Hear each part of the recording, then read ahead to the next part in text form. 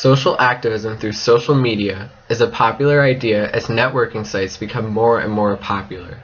Kony 2012, Arab Spring, and the Twitter revolution are all well-known examples of way change was brought about using social media, and were used over different platforms including Twitter and YouTube. John Conway wrote an article for the Huffington Post regarding what he calls Slacktivism. What is Slacktivism? It's a process in which ideas are spread through the internet to eventually bring about some kind of change. What's interesting about this is that the majority of the people involved in this process put in a small amount of effort. This process is what Conway calls tiered.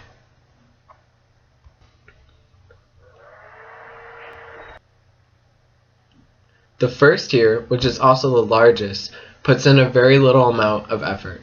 They contribute to the process by sharing things that mean something to them, signing online petitions, telling their friends about something they read online.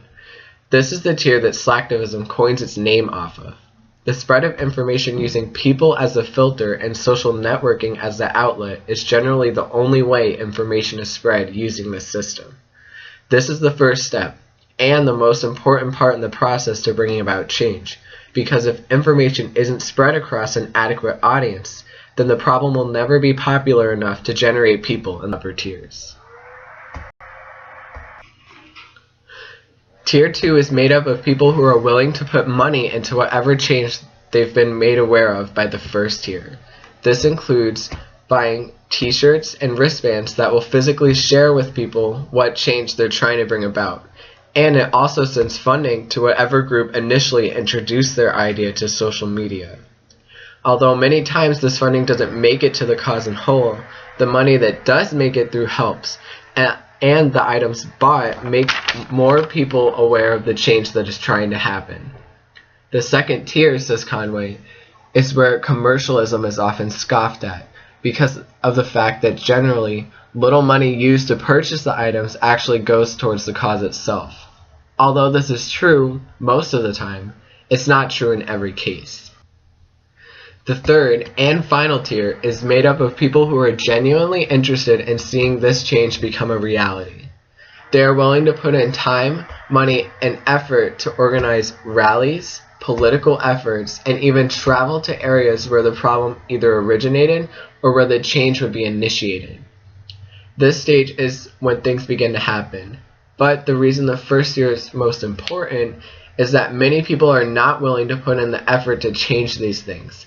Information has to spread far enough so that the third tier has enough people to rally, and so on. In comparison to traditional activism, says Conway, the pyramid of tiers is bigger at the base and smaller at the top. In essence, this system is very ineffective. Because of this, not many things can actually be changed. For example, Kony 2012 was a very compelling effort.